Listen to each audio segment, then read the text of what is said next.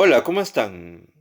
Acaban de cambiar, amigas y amigos, el chip en el mundo. Ya no es el COVID el gran problema del mundo. Lo que era hasta hace 2 semanas, hoy día ya no existen. Ya lo han desaparecido. Simplemente ya no hay COVID. ¿Ya? Es impresionante, ¿no? Cómo toda una movida mediática mundial te puede cambiar el modo de comportamiento de las personas. Porque ahora el nuevo chip es yo amo a Ucrania y mueran los rusos, ¿no? Y claro, con esto viene pues una discriminación y una separación de todo lo que provenga de Rusia, y incluido la libertad de expresión, porque acaban de sacar de toda Europa y de gran parte de países amigos de estos países a la señal de, por ejemplo, RT en español, RT en inglés, en alemán. Ya venían con problemas en Europa, y Sputnik. Así que lo primero que muere en cualquier conflicto bélico son la información veraz, y todo lo que vemos es información de Occidente, porque claro, si te están quitando una fuente de información, un ángulo distinto. Fíjense, en las entrevistas que hacen los líderes, como el primer ministro de Rusia, él sí permite que ingresen todos los medios de comunicación del mundo, incluido la CNN. Pero en los Estados Unidos, ahí están vetados RT, Russia Today. Así que ahí nomás ya comienza el desequilibrio y el desbalance en el mundo, porque aquí lo que se busca es una unipolaridad, una unipolaridad. ¿Y esto es nuevo? No, no es nuevo. Pero vamos por partes. Así que lo primero que han hecho es cambiar el chip. Ahora yo amo a Ucrania y odio a Rusia. Y ahora el negacionismo, un término que también llegó con fuerza con la COVID, ¿no? Todo aquel que se atrevía a poner una voz disidente, una voz cuestionadora a cómo y quién y cómo es que se propagó el COVID, eres un negacionista. ¿Ya? Y junto con el negacionismo también viene pues el terrorista, ¿no? Porque claro, con el terrorismo tienen carta abierta para atacar a quien sea, en donde sea, y desaparecer poblaciones enteras porque son terroristas, pues, ¿no? Sin ningún criterio de análisis, sin ninguna explicación. La unipolaridad, pues, la unipolaridad, eso es lo que quieren. Y para esos fines, evidentemente, Rusia siempre ha sido un escollo, como en su momento lo fue la Unión Soviética. El genocida, carnicero, asesino, criminal Winston Churchill, que la historia oficial se ha ocupado de limpiar sus crímenes y mostrarlo más bien como un paladín de la democracia mundial. Este bastardo británico había acordado ya con los Estados Unidos invadir la Unión Soviética, con el aval de que los Estados Unidos tenían bombas atómicas. Esto fue en el año 1947, justo 2 años después que acabó la Segunda Guerra Mundial, porque Estados Unidos ya había soltado dos bombas en Japón, a pesar que Japón nunca representó un peligro real para los Estados Unidos, porque la comparación pues era en ese tiempo era abismal, pues, ¿no? En lo que contaba los Estados Unidos con lo que contaba Japón. Japón lo hizo porque se alió, pues, con la Alemania y como quieran. Pero para hechos concretos nunca recibió ayuda ni de Alemania ni de Italia, que eran el eje nazi, ¿no? Sin embargo, los Estados Unidos no tuvo ningún problema, ningún recato en soltar una bomba atómica que, como les digo, no la soltó porque estaban salvaguardando la integridad de los Estados Unidos. La aprobaron solamente para soltar la letalidad de la bomba atómica. Y no se conformaron con soltarla en Hiroshima, sino también la soltaron en Nagasaki. Es decir, la brutalidad de los Estados Unidos históricamente pues es espeluznante, ¿no? Bueno, con ese aval querían invadir en 1947 la Unión Soviética. ¿Por qué no lo hicieron? Porque la inteligencia estadounidense llegó a tomar conocimiento que la Unión Soviética ya contaba con bombas atómicas. Es decir, la respuesta a esa invasión iba a ser tan o peor de la que iban a recibir, porque para ese momento ya el mundo se había repartido en dos bloques, ¿ya? Por eso que les decía que ya desde la Segunda Guerra Mundial, el criminal Churchill ya hablaba con Roosevelt para invadir en ese momento la Unión Soviética. De esto estaba Stalin enterado, pero el hecho es que la tradición era pues el baldón de Gran Bretaña y los Estados Unidos. Además, ¿saben qué? Yo siempre les he dicho que el contexto lo es todo. Y Hitler hizo todo lo que hizo porque le dejaron hacer, ya, porque hubo un seguimiento de un grupo de espías británicos desde el momento en que Hitler comenzó a agarrar notoriedad pública, comenzó ya a tener ascendencia dentro de la sociedad y se infiltraron espías británicos y estadounidenses en grupos anarquistas para hacer azonadas en Alemania, para justamente levantar el apoyo a Hitler.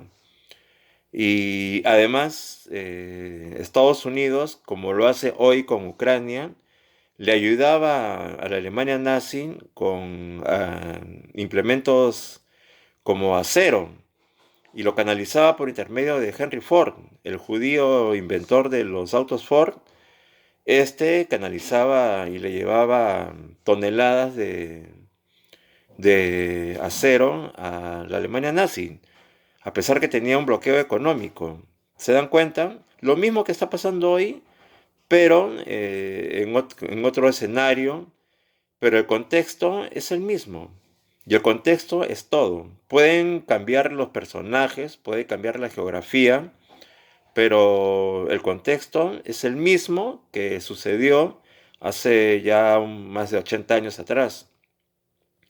Porque incluso si hacemos un ejercicio y retrocedemos más en la historia, ya Napoleón también quiso invadir en ese entonces el Imperio Ruso zarista. Y ahí fue donde vino su debacle. Lo mismo le pasó a Hitler en la misma Segunda Guerra Mundial, cuando intentó invadir Rusia, fue ahí cuando comenzó su debacle, porque los que liberaron a Europa de la Alemania nazi fueron en ese tiempo los soviéticos. No fueron los aliados llegaron 4 días después que los rusos o los soviéticos ya habían llegado hasta Berlín, ya habían llegado al local del Tercer Reich, literalmente. Así que el querer desaparecer a la Unión Soviética siempre ha sido, o la Unión Soviética, o el Imperio Ruso, o hoy la Federación Rusa, siempre ha sido pues un trofeo y un enclave geopolítico deseado por Europa, siempre. Así que lo que estamos asistiendo hoy no es nuevo, simplemente cambian los personajes, pero lo que está haciendo Rusia es simplemente defender su territorio. Y yo con esto yo no estoy poniéndome en prorruso ni nada, yo estoy contando la historia. Y lo que estoy contando son cómo se han ido desenvolviendo los hechos.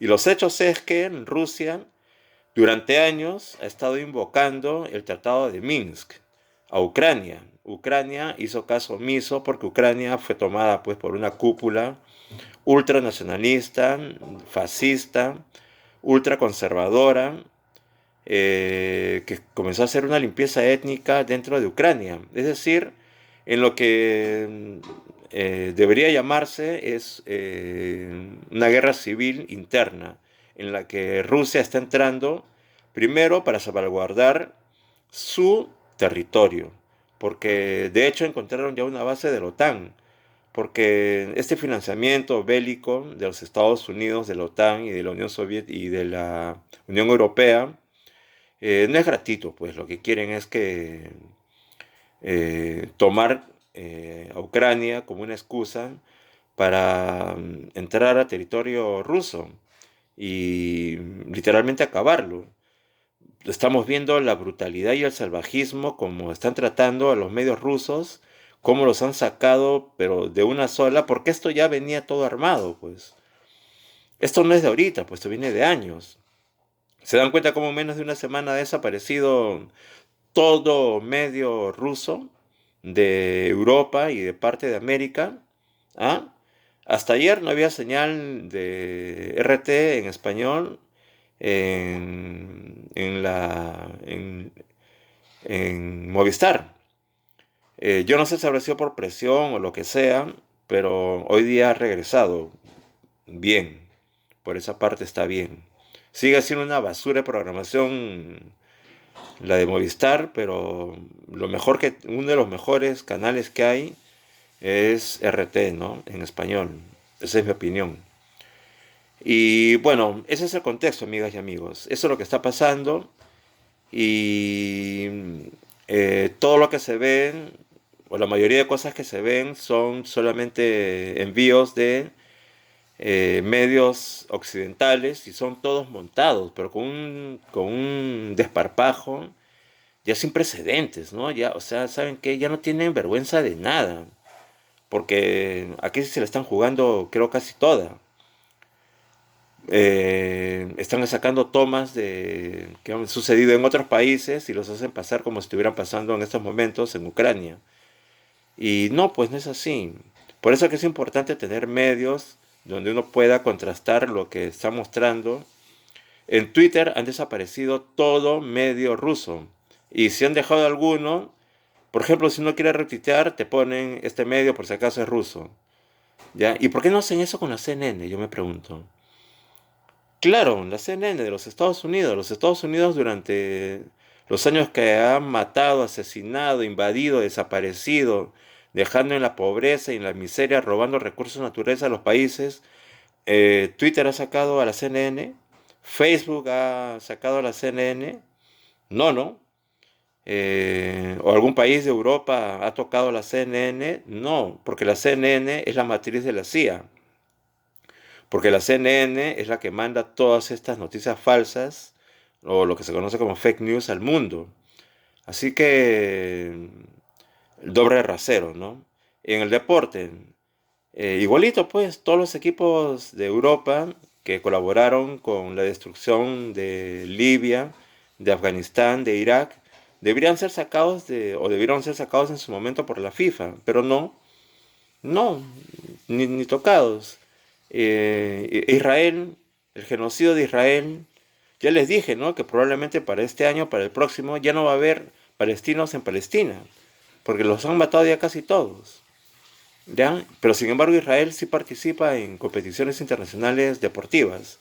A Rusia lo han desaparecido, ¿ya? Hasta los gatos rusos, aunque les parezca una broma, estos campeonatos de animales de pedigrí, como le llaman, han quitado a animales de procedencia rusa. Discúlpenme, pero ya es que es absurdo, ¿no? Ya es absurdo. A deportistas paralímpicos, que tienen que ver los deportes con lo que hagan los gobernantes, ¿no? Pero en fin, para que vean cómo esto ya venía planificado, porque lo han hecho en una sola.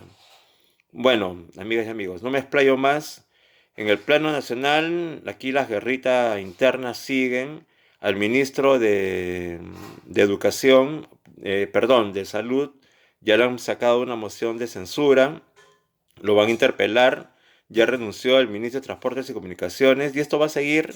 Sin embargo, el ministro acaba de denunciar, de Salud me refiero, toda una mafia que venía desde Sagasti y anterior. todos los gobiernos anteriores, y todos con consultorías de miles de millones de soles a nombre de Intercorp, que es básicamente Interbank. Es decir, el Ministerio de Salud y todos sus apéndices están tomados por los banqueros, ¿ya? Y ahí están viendo ustedes en pantalla lo que les estoy diciendo. Así que así están las cosas. Bueno, en mi próxima entrega voy a hablar a profundidad sobre este tema, ya solamente temas nacionales, pero también pueden visitar mi nueva plataforma, Las Breves Más Bravas, es mi podcast, en el cual también toco estos temas y con más libertad que acá, porque acá hay que tener cierto cuidado a los términos, sobre todo porque si no me borran así están en estos momentos en el mundo. Bueno, amigas y amigos, nos vemos en una próxima entrega. Chao.